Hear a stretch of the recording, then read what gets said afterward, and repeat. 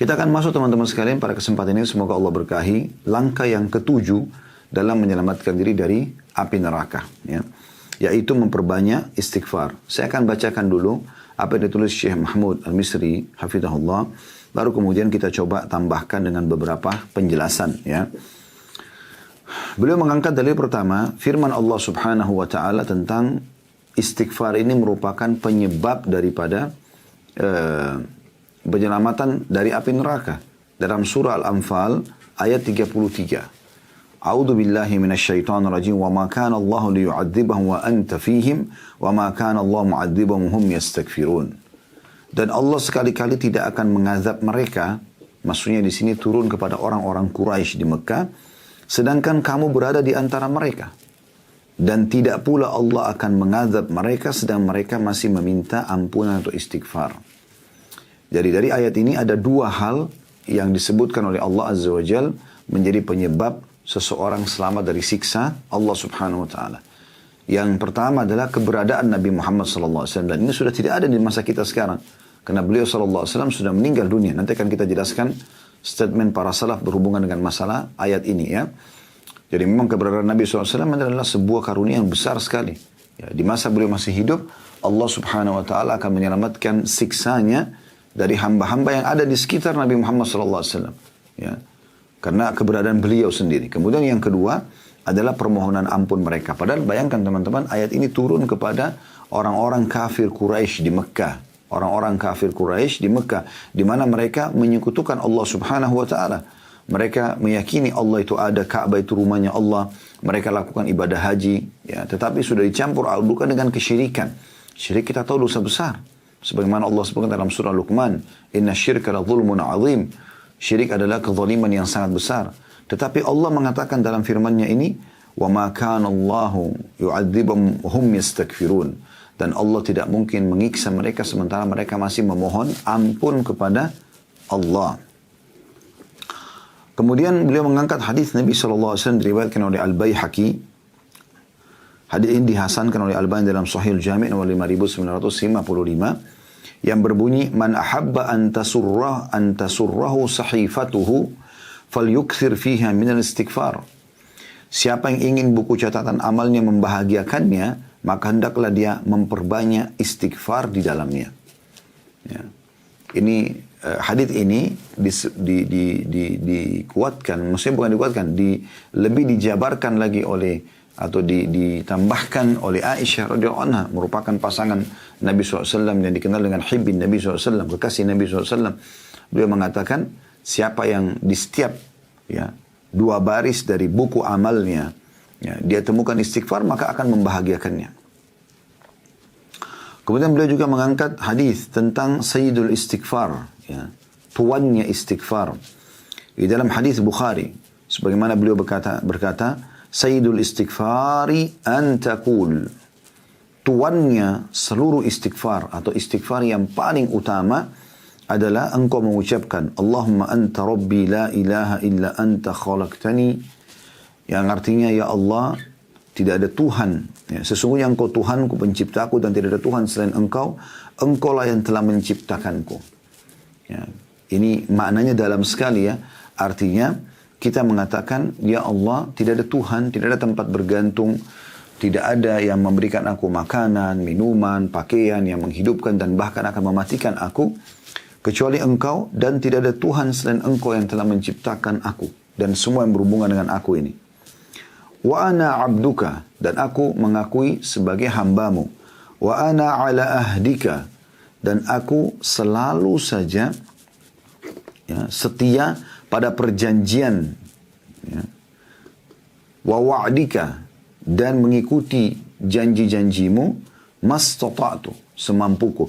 Perjanjian kita apa dengan Allah Subhanahu wa taala? Sebelum kita dilahirkan, semua ruh-ruh ini, anak Adam, ya, Allah Subhanahu wa taala tanyakan kepada mereka sebelum diturunkan ke bumi dan ditiupkan ke jasad kita ini, ditanya oleh Allah dalam Al-Quran, alastu bi rabbikum, bukankah aku Tuhan kalian? Qalu bala, syahidina. Maka kita semua mengatakan, benar, kami mengakui kau sebagai Tuhan kami. Jadi secara fitrah, secara alami, secara kejiwaan, kita mengenal Tuhan kita Allah. Makanya Kalau orang diingatkan tentang Allah, tentang akhirat, tentang Al-Quran, ya, mereka mudah untuk bisa menerima karena dasarnya ada potensi itu dalam jiwa setiap orang di antara kita. Maka di sini diulangi dalam tuannya istighfar ini atau istighfar yang paling utama.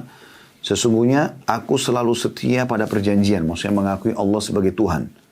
Dan wa'adika, dan semua janji-janjimu, maksudnya orang yang patuh akan mendapatkan kebahagiaan dunia, kemudian juga akan masuk ke surga di akhirat, serta orang-orang yang durhaka akan kena hukuman, gitu ya. Kemudian, mastata'tu, semampuku. Makna semampuku di sini adalah sesuai dengan apa yang engkau mudahkan untukku ya Allah. Ini sesuai juga dengan sabda Nabi SAW, "U'budullaha mastata'tum." Sembahlah Allah semampu kalian, semaksimal yang kalian mampu lakukan. Ya. Kemudian kita mengatakan, "A'udzu bika min syarri ma sana'tu." Aku berlindung kepadamu dari keburukan apa yang aku kerjakan. Karena kita manusia lemah, ya. Dan tidak ada manusia tidak berbuat kesalahan. Nabi Adam alaihissalam saja buat kesalahan. Lalu beliau memohon ampun kepada Allah SWT. Nabi Yunus buat kesalahan. Lalu beliau memohon ampun kepada Allah Subhanahu wa ta'ala. Ya. Nabi Musa alaihissalam pada saat membunuh seseorang, beliau memohon ampun kepada Allah Subhanahu wa ta'ala. Nabi Sulaiman alaihissalam pada saat beliau terlewatkan sholat asar gara-gara asyik bermain dengan kuda-kuda kerajaannya, lalu beliau menyembelih, ya, sebagai bentuk taubatnya kepada Allah SWT dan beristighfar kepada Allah karena telat itu. Ya. Nabi Muhammad SAW mengatakan, aku setiap hari beristighfar 100 kali. Dan bertobat kepadanya. Dalam riwayat lain 70, riwayat yang lainnya 100 kali. Ya. Setiap harinya. Maka bagaimana kita tidak berlindung kepada Allah SWT dari keburukan? Kita tidak pernah dapat jaminan dalam seharian kita tidak punya dosa. Maka kita mengucapkan kalimat ini. Aku berlindung kepadamu dari keburukan apa yang aku kerjakan. Ya. Kemudian kita mengatakan wa abu'u laka bi ni'matika 'alayya, dan aku mengakui nikmat-nikmatmu padaku. Ya. Dan aku mengakui nikmat-nikmatmu kepadaku. Ya. Dan ini maksudnya semua nikmat sekecil apapun, aku ingat atau tidak ingat, aku mengakuinya ya Allah. Dan ini Allah SWT inginkan ini dari kita. Maksudnya Allah perintahkan kita agar mengakui nikmat yang sedang Allah berikan kepada kita. Dengan banyak bersyukur gitu kan. Wa abu'u laka bi dzambi faghfirli, dan aku mengakui semua dosa. Aku sengaja, tidak sengaja, aku tahu, aku tidak tahu ya Allah, aku akui dosa-dosaku. Ya. Faghfirli, oleh karena itu ampunilah aku, fa innahu la yaghfiru dzunuba illa ant. Karena tidak ada yang bisa mengampuni dosa kecuali engkau. Setelah menjelaskan Sayyidul Istighfar, tuannya istighfar ini yang dianjurkan dibaca pagi dan sore hari, itu minimal sekali-sekali ya. Beliau mengatakan, وَمَنْ قَالَهَا مِنَ النَّهَارِ مُوكِنًا بِهَا. Siapa yang mengucapkan ini pada pagi atau siang hari dengan penuh keyakinan terhadap ucapan ini, فَمَاتَ مِنْ يَوْمِهِ قَبْلَ أَنْ يُمْسِيَ, kemudian dia wafat sebelum tiba sore hari, فَهُوَ مِنْ أَهْلِ الْجَنَّةِ, maka dia termasuk penghuni surga. وَمَنْ قَالَهَا minal laili wa huwa mukinun biha, dan siapa yang membaca ini di malam hari dengan penuh keyakinan dengan apa yang ada dalam lafaz-lafaz Sayyidul Istighfar ini, famata qabla an yusbih, lalu dia wafat sebelum tiba pagi hari, fahuwa min ahlil jannah, maka dia termasuk penghuni surga. Ya. Dan ini penutupan dari penyampaian yang disampaikan oleh Syekh Mahmud hafidhahullah. Dan kita akan masuk lebih dalam seperti biasa teman-teman sekalian ke syarah dan penjelasan tambahan dari apa yang sudah kita pelajari tadi. Kita akan mulai teman-teman sekalian dengan istighfar itu sendiri. Ya. Makna istighfar ini ya, dijelaskan oleh para ulama. Istighfar itu adalah bentuk ketiga, kalau dalam retorika bahasa Arab ya, supaya kita lebih dalam mempelajarinya, atau dikenal dengan masdar. Masdar ya. Diambil dari kata istaghfara yastaghfiru. Ya. Materi utamanya adalah dari kata ghafara, yang menunjukkan arti as-satru atau menutupi. Ini secara etimologi bahasa. Al-ghafru artinya as-satru. Ya. Al-ghafru dan as-satru memiliki satu makna. Maksudnya menutupi. Ya. Dikatakan juga ghafarallahu dzambahu ghafran wa maghfiratan wa ghufranan. Allah telah mengampuni dosanya, ya, sehingga membersihkan dosa itu dan menutupinya. Ar-Raghib Al-Asfahani berkata, rahimahullah, al-ghafru adalah memakai sesuatu yang akan melindunginya dari noda. Ini secara etimologi. Ya. Contohnya dikatakan dalam doa, al-ghufranu ikfir thawbak. Ya. Atau digunakan ikfir thawbak. Ya. Maksudnya adalah bersihkan bajumu dari noda. Ikfir thawbak. Dan Allah Azza wa Jal menjadikan sifatnya dengan gufran. Artinya yang menutupi dan bisa membersihkan semua kesalahan. Ya. Kemudian salah satu nama-nama Allah juga yang masyhur adalah Al-Ghafur dan Al-Ghaffar. Dan ini termasuk makna-makna yang nama-nama Allah yang mulia ya. Artinya mengampuni dosa dan suka membersihkan dosa tersebut serta menutupinya. Ya. Sampai sebagian ulama mengatakan Al-Ghaffar adalah zat yang menampakkan yang indah dan menutupi yang buruk. Itu salah satu makna daripada nama-nama Allah ini. Dan dosa termasuk sejumlah keburukan yang Allah tutupi. Dan dengan menguraikan tirai di atasnya. Maksudnya Allah subhanahu wa ta'ala menutupi aib tersebut. Ya. Aib tersebut dari hambanya. Kalau Allah subhanahu wa ta'ala teman-teman membuka semua aib kita ini luar biasa gitu. Tapi Allah dengan istighfar kita, permohonan agar Allah bersihkan noda kesalahan tersebut dan tutupi, maka Allah menutupinya di dunia dan Allah juga tidak mengazabnya di akhirat. Ya. Al-Khattabi berkata, Al-Ghaffar adalah zat yang terus-menerus tidak henti mengampuni dosa hamba-hambanya. Setiap kali seorang hamba bertobat dari dosa berulang, ya, dilakukannya, setiap itu pula ampunan berulang diberikan kepadanya. Ya, ini menurut Al-Khattabi dari makna Al-Ghaffar. Kan sifat Allah Al-Ghaffar, Al-Ghafur. Ya. Al-Ghaffar juga adalah zat yang menutupi dosa hamba-hambanya. Menutupkan kain iba dan belas kasihan kepada mereka sehingga dia tidak menampakkan dosa sang hamba pada makhluknya dan tidak merobek tirainya yang menutupinya dengan azab yang akan mencorengnya di mata mereka. Dan ini sejalan dengan makna sebuah hadis Nabi SAW, teman-teman sekalian. Ya. Sesungguhnya Allah masih membuka, ya, makna hadisnya, sesungguhnya Allah masih membuka pengampunan ya, terhadap hamba-hambanya selama mereka tidak terang-terangan. Tidak terang-terangan. Lalu Nabi SAW mengatakan, dan masuk dalam masalah terang-terangan yang akhirnya Allah hukum si hamba tersebut adalah bila seseorang telah Allah tutupi kesalahan dosanya semalaman, ya misalnya, kemudian dia membukanya sendiri. Dia membukanya sendiri, ya. Dia sengaja menyebarkan kesalahannya sendiri dan ini jadi masalah buat dia. Ya. Ini yang jadi masalah buat dia karena dia terus saja ya menceritakan kesalahan-kesalahan tersebut, bahkan berbangga dengan apa yang dia lakukan dari kesalahan tersebut. Ya. Oleh karena itu teman-teman sekalian kita harus engah. Kalau ada seseorang yang mengingatkan kepada kita, jangan ini dosa, jangan ini salah, maka jangan lihat orang yang menyampaikan. Tapi lihatlah bagaimana Allah menggerakkan lisan dan bibir orang tersebut untuk mengucapkannya.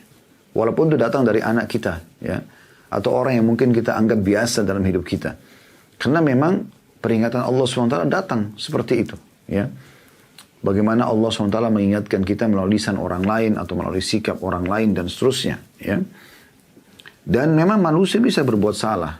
Yang penting ya, jangan kita sengaja melakukannya atau misalnya kita sombong tidak mau bertobat kepada Allah. Karena hadis Nabi SAW masyhur, kullu ibn Adam khata', ya, atau khata'un wa khairul khata'in at-tawwabun. Setiap anak Adam pasti berbuat salah. Dan sebaik-baik orang yang banyak berbuat salah ini adalah banyak bertaubat kepada Allah subhanahu wa ta'ala. Ya. Jadi itu makna daripada uh, istighfar, ya, baik secara etimologi dan kalau secara terminologi, ya, itu adalah bisa dikatakan dia adalah permohonan maaf kepada Sang Pencipta Allah agar tidak dihukum dan juga, ya, agar Allah menutupi kesalahan tersebut. Ya. Dan cukup banyak ayat-ayat Al-Quran yang memerintahkan agar seseorang itu beristighfar kepada Allah Subhanahu wa ta'ala. Hanya saja, teman-teman sekalian, yang perlu kita garis bawahi adalah butuh ketulusan dan keikhlasan dalam mengucapkan istighfar. Jadi bukan hanya, jangan lo itu salah dosa, astagfirullah. Udah begitu aja. Kemudian kita tetap tidak engahkan dalam hati. Enggak, jangan. Ya. Baik, kita masuk dulu teman-teman sekalian agar lebih menjelaskan masalah apa yang kita bahas dengan perkataan salah berhubungan dengan masalah kedudukan istighfar itu sendiri. Abu Musa al-Asy'ari radhiyallahu anhu berkata, dan ini yang saya katakan tadi, jabaran daripada makna ayat yang sudah kita bacakan. Dahulu kita memiliki dua pelindung dari azab. Ini beliau mengatakan setelah Nabi SAW meninggal, ya. Salah satunya telah pergi, yaitu keberadaan Rasulullah SAW di tengah-tengah kita. Dan tersisa yang satu lagi, yaitu istighfar. Apabila ia juga pergi, maka niscaya kita akan binasa.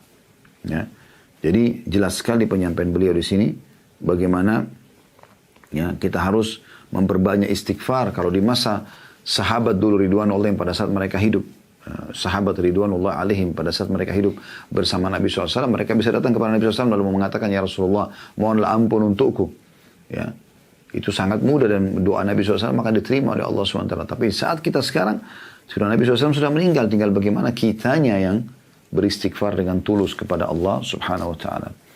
Rabi' ibn Huthaim rahimahullah, seorang ulama tabi'in masyhur, mengatakan, merendahlah kalian kepada Rabb kalian, berdoalah kepadanya di kala senggang.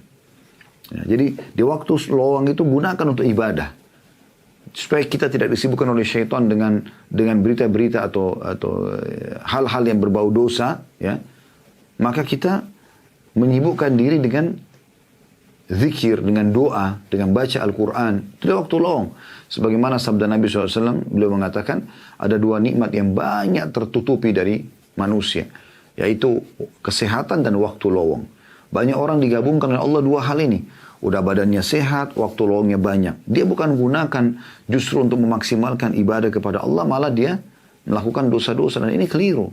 Harusnya dia maksimalkan itu untuk, ya, beristighfar, ya, berdoa.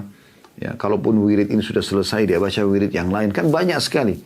Ada la haula wa la quwata illa billah, ada subhanallah, alhamdulillah, wa la ilaha illallah, Allah akbar.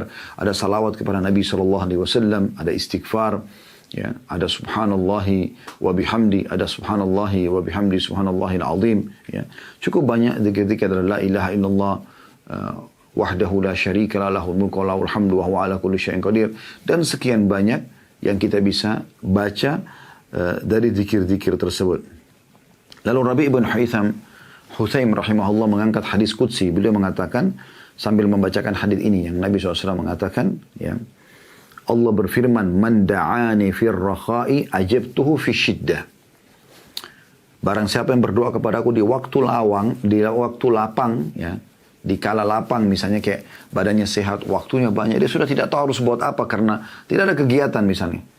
Justru pada saat itu kalau dia gunakan untuk berdoa, ya, kebaikan-kebaikan dunia, kebaikan akhirat, keselamatan diri dia, panjang umur, sembuh dari penyakit, selamat dari permasalahan yang sedang dihadapin, atau misalnya, atau mungkin permasalahan-permasalahan yang mungkin yang bisa datang, dia akan datang, Allah sudah selamatkan dia dari sekarang, misalnya agar selamat dari fitnah, selamat dari sihir, selamat dari gangguan orang dan seterusnya, atau dia minta kebaikan untuk keturunan dia misalnya, keberkahan di hartanya, di pasangan hidupnya, banyak yang dia bisa lakukan.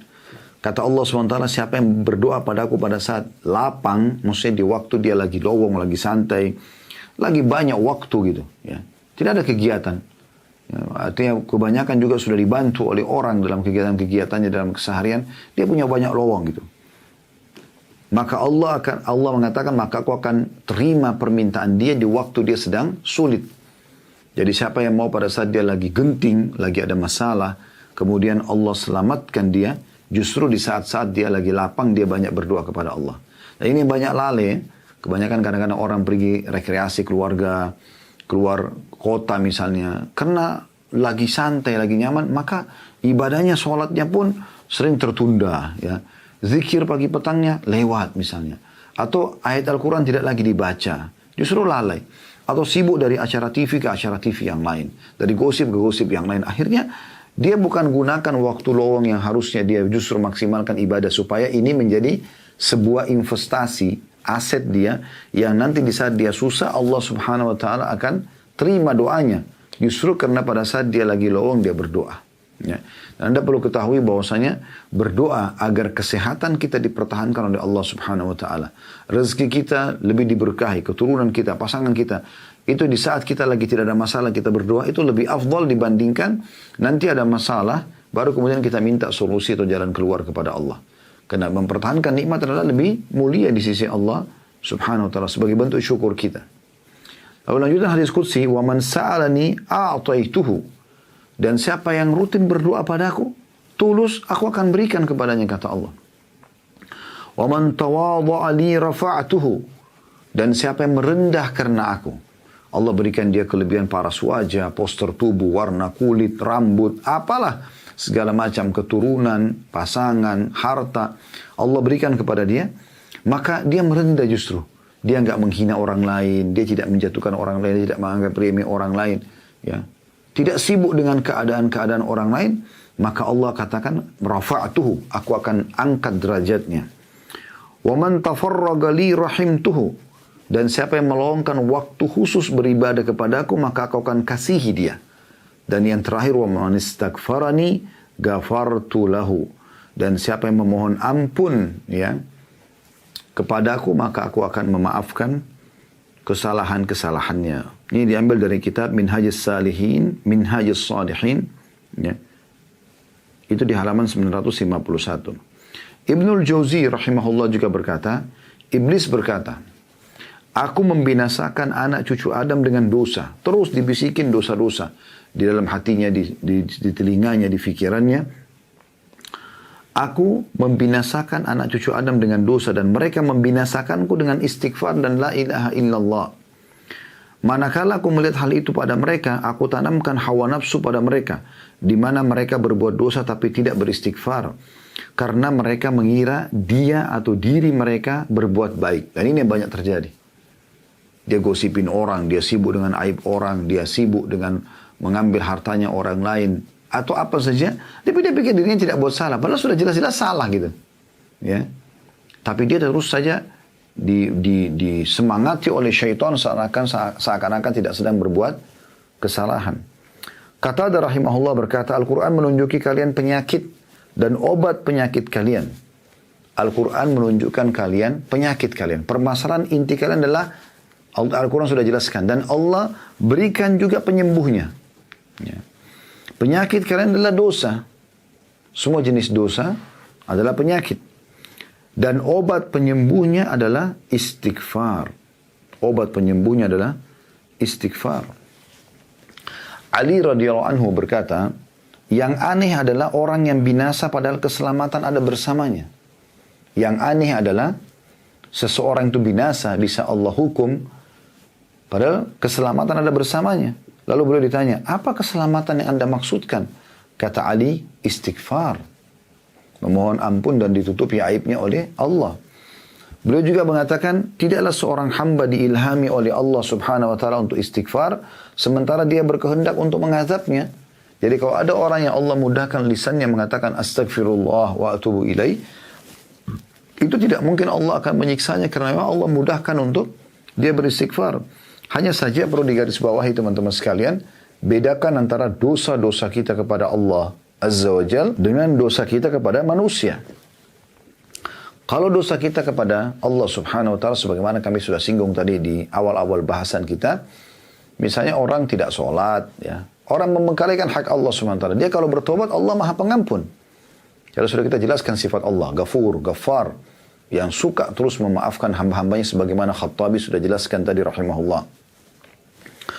Ya, tetapi kalau dosa berhubungan dengan makhluk, hamba Allah durhaka dengan orang tua, ya, membengkalikan hak anak, memberikan hak ke pasangan, suami, istri, ya, bawahan, ya, misalnya, atau atasan, ya, pimpinan atau masyarakat, ya, dia membengkalikan, maka ini berbeda. Karena selain bertobat kepada Allah, dia juga harus memberikan hak orang tersebut. Kalau dia merusak citranya, nama baiknya, menyebarkan aibnya, dan seterusnya, dia harus memohon keridhaannya. Kalau dia mengambil barang, maka dia harus mengembalikan barang yang sudah dia curi, ya, yang dia ambil misalnya. Maka ini termasuk hal yang mendasar, ya. Jadi ini hati-hati sekali, karena banyak orang subhanallah di kantor misalnya, mereka anggap dirinya tidak buat dosa, tapi sebenarnya mereka berbuat dosa dengan cara misalnya menggunakan fasilitas kantor tanpa izin pemilik kantor misalnya, atau pemilik perusahaan, atau misalnya dia, ya, menceritakan tentang atasannya, ya, gosipin orang di belakang, ini juga dosa, gitu. Tanpa dia merasa diri berbuat salah, ini keliru, ya, ini bahaya sekali. Banyak orang seperti itu. Atau misalnya dia mengambil data-data di kantor, data-data yang dia ambil, kemudian dia keluar dari kantor, lalu dia mengambil, mencuri data-data tersebut. Nah, ini semua dengan menganggap itu adalah hak dia, walaupun cuma data konsumen misalnya, kan gitu. Jadi kita tidak perlu teman-teman sekalian melakukan perbuatan-perbuatan ini. Banyak orang tidak sadar. Dia pikir kalau mencuri itu hanya sekedar mengambil fisik barang gitu. Uang kah misalnya, dompet kah, HP kah, baru dianggap mencuri. Padahal sebenarnya mengambil data-data juga ini adalah mencuri namanya. Ya, mencuri. Dan itu tidak dibolehkan sama sekali. Hukumnya haram dalam Islam. Ya. Ini contoh-contoh saja. Begitu juga saya pernah sampaikan tentang masalah orang berumah tangga. Jangan pernah sibuk mengambil tugas malaikat. Sudah ada Raqib dan Atid. Ada malaikat, walaupun sebagian ulama mengatakan ini bukan nama malaikatnya. Yang jelas Allah, ya, menitipkan ada dua malaikat yang sudah masyhur, gitu kan. Yang mereka satu mencatat amal baik, satu mencatat amal buruk. Lalu kenapa kita sibuk untuk mengambil tugas para malaikat ini? Ada Tuhan yang Allah subhanahu wa ta'ala yang akan mengawasi pasangan hidup kita, ya, atasan kita dan seterusnya. Dan juga ada malaikat yang bertugas untuk mencatat. Sampai Allah mengatakan dalam Al-Quran, "Ma yalfidhu min qawlin illa ladaihi raqibun atid." Tidak ada satu kata pun yang keluar kecuali diawasi oleh Raqib dan Atid. Jadi harus hati-hati. Ya, jangan selalu sibuk hanya mencari-cari saja kesalahan dan tidak pernah berhenti dengan masalah ini. Padahal sebenarnya kita juga banyak pembenahan yang harus kita lakukan. Dinukil juga bahwasanya Luqman al-Hakim, ya, rahimahullah, pernah berwasiat kepada anaknya, "Wahai anakku, Allah memiliki beberapa waktu tidak ditolak orang yang memohon, ya, pada waktu itu. Maka di waktu mustajab itu perbanyaklah istighfar." Coba bayangkan hikmah Luqman al-Hakim ini. Makanya diberikan julukan Al-Hakim. Maksudnya orang yang sangat bijaksana. Jadi beliau tidak menyuruh anaknya di waktu mustajab itu, misalnya antara azan dan iqamah, sepertiga malam saat hujan turun. Ada waktu-waktu mustajab. Bukan minta segera hajatmu. Tapi beliau mengatakan di waktu mustajab itu gunakan untuk istighfar. Perbanyak istighfar. Ya. Itu yang beliau tekankan gitu. Kenapa? Karena dengan istighfar, maka sudah cukup, ya, Allah subhanahu wa ta'ala akan memberikan kepada kita. Dengan memaafkan kesalahan kita dan menutupinya, maka Allah berarti akan memberikan kepada kita fasilitas yang sudah Allah janjikan untuk hamba-hambanya yang taat. Karena dianggap kita taat kepada Allah. Anda tahu Nabi Adam alaihissalam, pada saat beliau berbuat dosa, dilarang makan satu pohon, ya, sebagai ujian dari Allah subhanahu wa ta'ala, tapi beliau makan. Apa yang beliau mengatakan? "Ya Allah, kembalikanlah aku ke surga, aku janji tidak akan mengulanginya." Tidak. Beliau mengatakan, "Rabbana zalamna anfusana, wa in lam taghfir lana wa tarhamna lakunanna minal khasirin." Ya Allah, kami telah menzalimi diri kami, maka kalau engkau tidak memaafkan kesalahan kami, maka kami termasuk orang-orang rugi. Kenapa beliau? Karena beliau tahu, dengan memohon ampun kepada Allah, kalau Allah maafkan, dan memang Allah maafkan, ya. Allah sebutkan dalam Al-Quran, kalau Allah menerima taubatnya Adam, maka Allah mengembalikan Adam alaihissalam nantinya ke surga, gitu kan. Begitu juga dengan Nabi Yunus sallallahu alaihi wasallam. Anda tahu pada saat dia tinggalkan kaumnya dari wilayah Nainawah, ya, satu kaum yang didakwahi oleh Nabi Yunus sallallahu alaihi wasallam, sebelum tiba masa di mana beliau harus meninggalkan, beliau sudah meninggalkan dengan harapan mendapatkan lokasi dakwah baru karena kaum ini tidak mau menerima. Ya, menurut pandangan beliau pribadi, tapi akad antara para nabi-nabi dan rasul dengan Allah SWT adalah mereka tidak boleh meninggalkan lokasi dakwah sampai ada perintah untuk meninggalkannya, walaupun harus dibunuh oleh kaumnya. Contoh kasus yang kita tahu, Nabi Yahya alaihissalam dibunuh oleh Bani Israel. Ya, Tapi karena memang belum ada perintah, tidak ada perintah Allah untuk meninggalkan kaumnya, maka dia sampai dibunuh pun dia bertahan gitu. Tapi Nabi Yunus meninggalkan alaihissalam. Lalu kemudian beliau ditelan oleh ikan paus dalam kisah masyhur. Apa yang beliau katakan? Ya Allah, keluarkan aku dari mulut ini. Ikan ini tidak. Beliau cuma mengatakan la ilaha illa anta subhanaka inni kuntu minadh dhalimin. Satu rangkaian mohon ampun ini, tidak ada Tuhan yang berhak disembah kecuali Engkau, maka aku termasuk orang-orang zalim. Artinya aku buat dosa ya Allah. Udah dia buat pengakuan, dia buat salah, maka terus dia ulangi sampai akhirnya Allah keluarkan dia, dan tidak cukup sampai di situ. Istighfar ini mengembalikan semua nikmat. Allah berikan hidayah seluruh kaumnya. Satu Nainawa masuk Islam pada satu di atas 100.000 orang Allah sebutkan dalam Al-Quran. Dan pada saat itu pun Nabi Yunus AS kembali dalam kondisi kaumnya sudah beriman, dan beliau tinggal mengajak mereka untuk istiqamah dalam mengerjakan ketaatan-ketaatan kepada Allah Subhanahu wa taala. Ya. Aisyah berkata radhiyallahu anha, ya, sesungguhnya Allah menyiapkan istana di surga atau tubah, ya, bagi orang yang banyak istighfar dalam buku catatan amalnya. Abu Minhal berkata rahimahullah, tidak ada seseorang hamba didampingi dalam kuburnya oleh pendamping yang lebih dicintai daripada istighfar.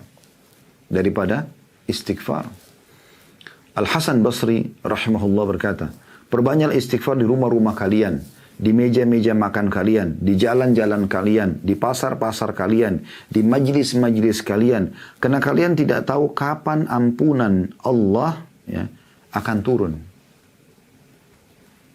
Bahkan seorang badui berkata, siapa yang ingin menjadi tetangga kami di tanah kami, hendaklah memperbanyak istighfar. Karena istighfar itu adalah awan tebal yang mengandung air. Maksudnya akan mendatangkan rezeki dari Allah subhanahu wa ta'ala. Bakar bin Abdullah al-Muzani rahimahullah berkata, kalian banyak berbuat dosa, maka perbanyaklah istighfar. Karena sesungguhnya kalau seseorang menemukan istighfar dalam catatan amalnya pada setiap jarak 2 baris, maka dia akan senang melihat tempat itu nanti. Ya. Ibnu Taimiyah mengatakan rahimahullah, ya, pikiranku terpaku pada sebuah masalah yang sulit bagiku. Ada masalah aku hadapi berat sekali, nggak ada solusinya gitu. Ya. Maka aku beristighfar kepada Allah 1000 kali sampai dadaku dilapangkan dan masalah yang sulit terpecahkan. Aku kadang berada di pasar, masjid, atau sekolah. Tapi hal itu tidak menghalangiku dari zikir dan istighfar sampai aku meraih apa yang aku inginkan. Ya. Ini luar biasa dari penyampaian para ulama salaf berhubungan dengan masalah ini. Ya. Baik, kita akan masuk teman-teman sekalian ke manifestasi istighfar. Yang pertama sekali dia adalah ibadah. Ya. Sebelum kita bicara panjang lebar, tambahan-tambahan tentang manfaatnya. Tapi dia sendiri adalah ibadah. Di saat Anda kerjakan, ya, jadi walaupun Anda sedang tidak melakukan dosa, kalau Anda beristighfar, Anda sedang mendapatkan pahala. Jadi jangan pernah pikirannya istighfar itu kalau ada dosa saja. Walaupun tidak ada dosa, Anda tetap istighfar kepada Allah SWT. Apalagi kalau ada dosa gitu ya. Dan itu Allah subhanahu wa ta'ala mengingatkan kepada Nabi Muhammad SAW, Nabinya Muhammad SAW, manusia yang mulia. Tapi perhatikan apa Allah katakan dalam Al-Quran. Dalam surah Al-Mu'min ayat 55. Surah Al-Mu'min ayat 55. A'udhu billahi minasyaitanir rajim. Fasbir inna wa'adallahi haqqun wastaghfir li dhanbika wasabbih bihamdi rabbika bil ashi wal ibkar. Artinya, maka bersabarlah kamu hai Muhammad dalam menyampaikan agama ini dari gangguan-gangguan orang. Ya. Bersabarlah. Karena sesungguhnya janji Allah itu benar. Apa yang kamu sampaikan benar. Apa yang Allah janjikan bagi orang yang beriman dan patuh. Benar. Orang yang sabar dari cobaan. Benar. Semuanya benar. Ya. Dan mohonlah ampun untuk dosamu. Nah, para Nabi SAW di sini bisa kita bahasakan. Dosa beliau sudah diampuni. Allah SWT pun ada. Tapi Allah mengatakan. Wastaghfir li dzambika. Dan mohon ampun atas dosa-dosamu dan bertasbihlah ya kepada Tuhanmu pada waktu petang dan pagi. Kemudian juga Allah menyebutkan tentang Nabi Muhammad SAW. Kalau Nabi Muhammad SAW saja diperintahkan begini, apalagi kita gitu ya. Dalam surah Muhammad, surah yang menceritakan atau mengatasnamakan nama beliau, surah nomor 47 dalam Al-Quran, ayat 19. Anda ikuti acara ini bisa buka di aplikasi Al-Quran. Surah Muhammad ayat 19. A'udzu billahi minasyaitonir rajim. Fa'lam annahu la ilaha illallah wastaghfir li dzambika walil mu'minina wal mu'minat wallahu ya'lamu mutaqallabakum wa mathwaakum. Artinya, ketahuilah bahwa sungguhnya tidak ada Tuhan yang berhak disembah kecuali Allah. Tidak usah lagi bergantung, memohon, meminta, ya berlindung kecuali kepada Allah. Dan mohonlah ampun bagi dosamu, hai Muhammad. Dan juga dosa orang-orang mukmin laki-laki dan mukminah perempuan. Dan Allah mengetahui tempat kamu berada dan tempat tinggalmu. Ya. Saksi bahasan kita bagaimana Allah subhanahu wa ta'ala memerintahkan Nabinya Muhammad SAW istighfar. Selain mohon istighfar kepada Allah, istighfar juga untuk orang-orang beriman. Ya. Begitu juga Allah sebutkan dalam surah An-Nasr ayat 3. Masih juga ya, khitab atau pembicaraan ditujukan kepada baginda Nabi SAW. Fasabbih bihamdi rabbika wastaghfirhu innahu kana tawwaba. Bertasbihlah dengan memuji Rabb Muhammad Muhammad dan mohonlah ampun kepadanya.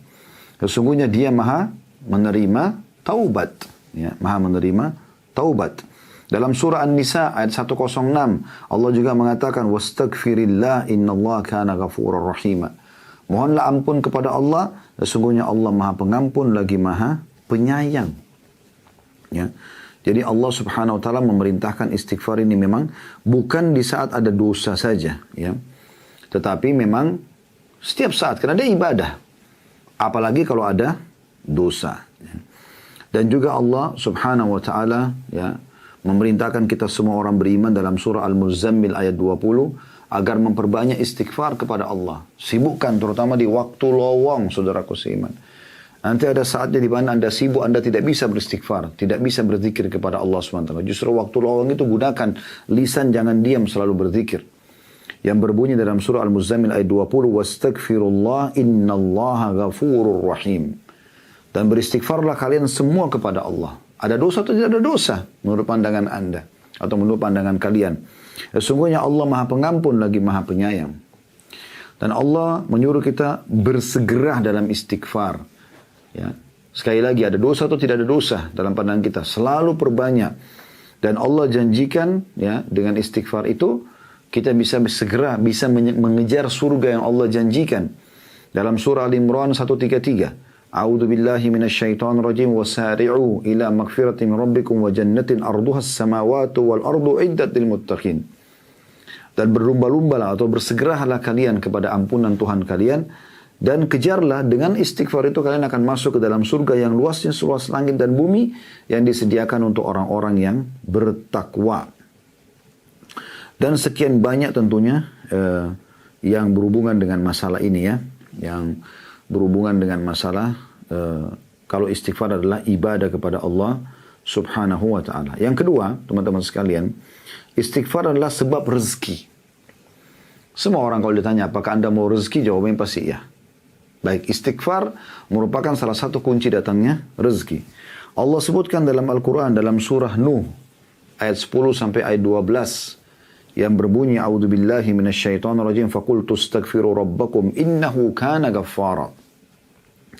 Nabi Nuh berkata kepada kaumnya di ayat 10-nya, dan aku berkata kepada mereka, mohon ampunlah kepada Tuhan kalian. Apa manfaatnya? Ya, sesungguhnya dia Allah maha pengampun. Ya. Manfaatnya di ayat 11 dan ayat 12. Yursilis sama alaikum midrara. Maka dia akan menurunkan untuk kalian hujan yang lebat. Maksudnya bukan siksa di sini, tapi dengan hujan turun, maka akan subur tumbuh-tumbuhan, hewan-hewan akan dapat air, manusia juga akan dapat air. Anda bayangkan kalau kemarau, manusia banyak bisa meninggal dunia, hewan-hewan bisa meninggal, tumbuh-tumbuhan bisa mati kekeringan. Ya.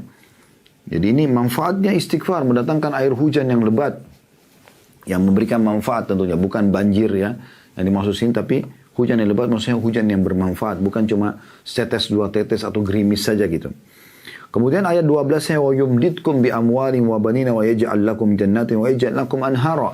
Dan dengan istighfar juga dia akan memperbanyak harta dan anak-anak kalian dan mengadakan untuk kalian kebun-kebun dan juga mengadakan untuk kalian sungai-sungai. Jadi semua fasilitas Allah berikan dengan istighfar. Begitu juga Nabi Hud alaihissalam. Kalau tadi Nabi Nuh, Nabi Hud juga mengingatkan kaumnya.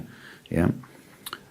Dalam surah Hud ayat 52 yang bunyinya a'udzubillahi minasyaitonirrajim wa ya qaumi istaghfiru rabbakum thumma tubu ilaihi yursilis samaa'a 'alaikum midraran wa yazidkum quwwatan ila quwwatikum wa la tatawallaw mujrimin. Dan Hud berkata kepada kaumnya, hai kaumku, mohonlah ampun kepada Tuhan kalian lalu bertaubatlah kepadanya. Kalau istighfar berarti permohonan maafnya, taubat berarti mengikrarkan tidak akan mengulanginya gitu ya. Niscaya dia akan menurunkan hujan yang sangat deras atasmu dan dia akan menambahkan kekuatan kepada kekuatanmu dan janganlah kamu berpaling dengan berbuat dosa. Artinya kaumnya Nabi Hud terkenal dengan kekuatan-kekuatan fisik mereka, tapi Allah menjanjikan menulisan Nabi Hud alaihissalam itu kepada mereka, kalau mereka perbanyak istighfar, Allah akan tambahkan kekuatan-kekuatan mereka. Ibnu Abbas ya menjelaskan dalam ayat ini bahwasanya midrara artinya deras di sini artinya terus menerus ya, tidak pernah tertimpa kemarau. Dan ladang-ladang juga kebun-kebun akan subur dengan hujan ini serta sungai-sungai akan berair sejuk yang mengalir yang bermanfaat buat manusia, hewan dan tumbuh-tumbuhan. Al-Qurtubi berkata rahimahullah dalam ayat ini, di dalam ayat-ayat ini terdapat dalil bahwa istighfar digunakan untuk meminta rezeki dan hujan. Ya, begitu. Sampai Umar bin Khattab radhiyallahu anhu pernah sholat istisqa. Begitu sholat, beliau baca istighfar lalu beliau suruh orang bubar. Lalu ditanya, kenapa anda lakukan ini gitu? Kenapa tidak mohon-mohon kepada Allah yang lain? Maka dia mengatakan, saya tidak menemukan sesuatu yang paling cepat mendatangkan hujan ataupun rezeki dibandingkan istighfar. Ya. Al-Hafidh Ibn Kathir berkata rahimahullah dalam tafsir beliau, dalam menafsirkan surah Hud ayat 52 tadi, jika kalian bertobat dan memohon ampunan kepada Allah serta kalian mentaatinya, niscaya Allah akan memperbanyak rezeki kalian, memberikan kalian minum dengan nikmat-nikmat dari langit, mengeluarkan untuk kalian nikmat-nikmat bumi, menumbuhkan untuk kalian tumbuh-tumbuhan, mengalirkan untuk kalian air, dan menjadikan untuk kalian kebun-kebun. Di dalamnya terdapat berbagai macam buah-buahan dan dia menyelingi di antara kebun-kebun itu sungai-sungai yang mengalir. Ya. Jadi luar biasa manfaat yang diberikan. Jadi dia mendatangkan rezeki ya. Di dalam tentu banyak sekali dalil tentang masalah ini, tapi kita ringkaskan karena melihat waktu. Dalam sebuah hadis ya, kata Nabi SAW dalam hadis yang diriwayatkan oleh Ahmad dalam musnadnya dan disahihkan ya, oleh Al-Hakim dalam mustadraknya, kata Nabi SAW, man akthar istighfara ja'alallahu lahu min kulli dhiqin makhraja. Siapa yang memperbanyak, jadi bukan cuma istighfar pas-pasan, terus beristighfar kepada Allah SWT terutama di waktu lowong, maka niscaya Allah akan menjadikan untuknya jalan keluar dari setiap kesempitannya. Wa min kulli hammin faraja, dan dari setiap kesedihan kelapangan, kegembiraan. Allah ganti kesedihannya jadi kegembiraan. Wa razaqahu min haitsu la yahtasib, dan Allah akan memberikan dia rezeki dari tempat yang dia tidak sangka-sangka.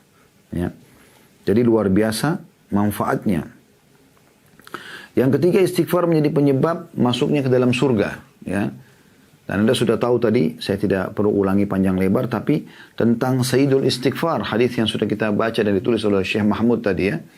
Siapa yang membaca Sayyidul Istighfar, lafaznya sudah kita bacakan dan kita terjemahkan, di pagi hari ikhlas karena Allah, yakin, ya, maka dan dia meninggal sebelum sore hari, dia pasti masuk surga.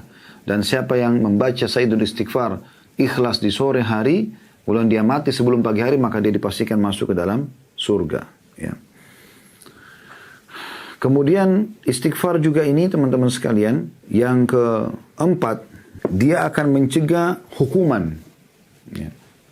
Jadi selain keutamaan tadi yang didapatkan, juga kalau sampai ada hukuman yang Allah akan datangkan pada seseorang, maka dengan istighfar Allah akan hilangkan itu. Ya, sebagaimana Hasan Basri mengatakan rahimahullah, wahai anak Adam, meninggalkan dosa lebih ringan bagimu daripada mencari taubat.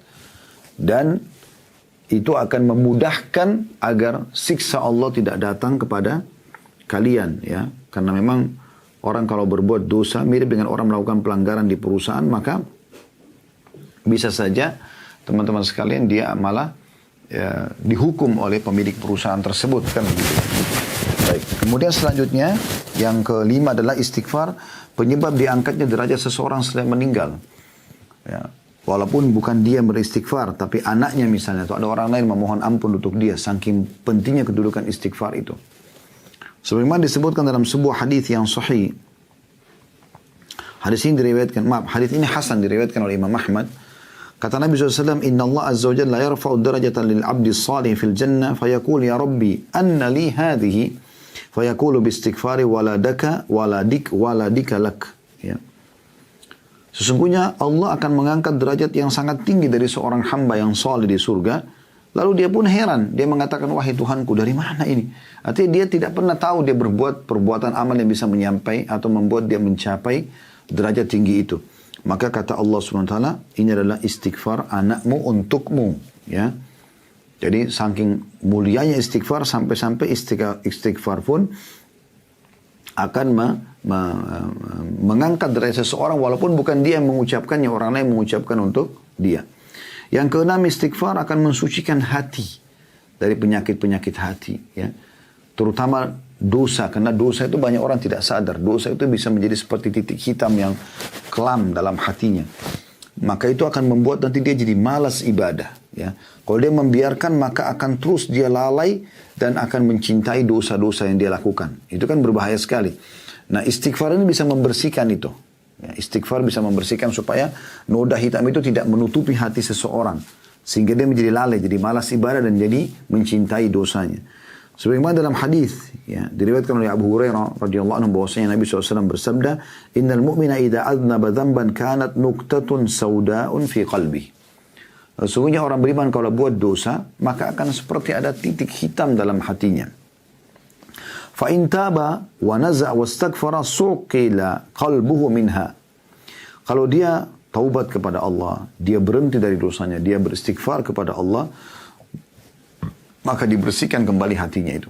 Nah, tadi titik hitam itu bisa membuat Anda jadi malas ibadah. Kalau ada teman-teman yang tadinya rajin ibadah, tiba-tiba malas ibadah, tiba-tiba sumpek tanpa sebab, itu kan ada dosa. Ya. Itu kan ada dosa. Kemudian dikatakan, فَإِنْ زَادَ hatta tagfula qalbuhu. Dan kalau dia tidak beristighfar, tidak meninggalkan dosa itu, malah dia ulangi lagi, dari gosip ke gosip, ya, dari aib orang ke aib orang lain, dari mencuri ke mencuri yang lain, dari riba ke riba yang lain, dari zina ke zina yang lain, dan seterusnya, maka akan sampai menutup hatinya. Dan kalau sudah menutup hatinya jadi hitam hati tersebut, maka dia akan lalai dari ibadah, malas sekali ibadah, ya. Dan juga akan menyukai dosa. Jadi terbiasa setiap hari melihat dosa itu. Ya. Kapan seseorang dari kita sudah suka dengan gosip terus, ya, dengan tontonan, dengan ini, berarti ada masalah ini. Karena kita tahu itu pelanggaran agama sebenarnya. Tapi kalau kita mencintainya, berarti dalam hati kita ada masalah ini hitam. Istighfar yang bisa menghilangkan itu. Dan dikatakan, lanjutan hadisnya, فَذَلِكَ الرَّانُ الَّذِي ذَكَرَ اللَّهُ فِي كِتَابِهِ كَلَّ بَرَّانَ عَلَى كُلُّ مَا كَانُوا يَكْسِبُونَ. Ya. Dan itulah yang dimaksud dalam firman Allah Subhanahu wa taala dengan ar-ran, ya. Maksudnya penutup hati, ya. Yang Allah sebutkan sekali-kali, ya. Sebenarnya apa yang selalu mereka usahakan itu menutupi hati mereka. Maksudnya dosa yang mereka ulang-ulangin terus, ya, itu akan menjadi penyebab daripada hatinya kelam dan akhirnya membuat dia lari dari ibadah tersebut. Yang ketujuh, istighfar juga bisa mendatangkan keturunan. Walaupun dalilnya tadi sama surah Nuh ayat 10 sampai ayat 12, tapi ada juga sebuah riwayat disebutkan oleh Abu Hanifah rahimahullah dalam musnad beliau, walaupun ini sebenarnya jarang dibaca atau dalam diangkat khususan. Jadi Abu Hanifah juga punya buku hadis, ya. Dan beliau mengangkat salah satu hadis bahwasanya ada seseorang sahabat, ya, datang kepada Nabi SAW lalu mengatakan, ya Rasulullah, sesungguhnya saya ini, ya, dia mengatakan saya ini sudah lama menikah tapi tidak punya keturunan, gitu. Ya. Lalu beritahukan kepada saya amalan. Kata Nabi SAW, mana kau dari dua amal yang akan memudahkan keturunan untukmu. Maka dia mengatakan, apa itu ya Rasulullah? Kata Nabi SAW, sedekah dan istighfar. Maka orang itu pun mengamalkan secara rutin sedekah setiap hari dan memperbanyak istighfar. Ya. Lalu kata para sahabat yang meriwayatkan hadis ini, kami pun menyaksikan orang tersebut, Allah SWT berikan banyak sekali keturunan dari istighfar dia. Dan terlalu banyak kisah-kisah yang sahih yang berhubungan dengan jalan keluar yang Allah berikan dari perbanyaknya istighfar seseorang dari dosa-dosa yang dia lakukan. Tapi Anda bisa perhatikan dalam kehidupan sehari-hari, Anda akan lihat insya Allah hasil daripada istighfar tersebut. Intinya istighfar tidak akan mendatangkan sesuatu kecuali kebaikan saja. Kebaikan saja.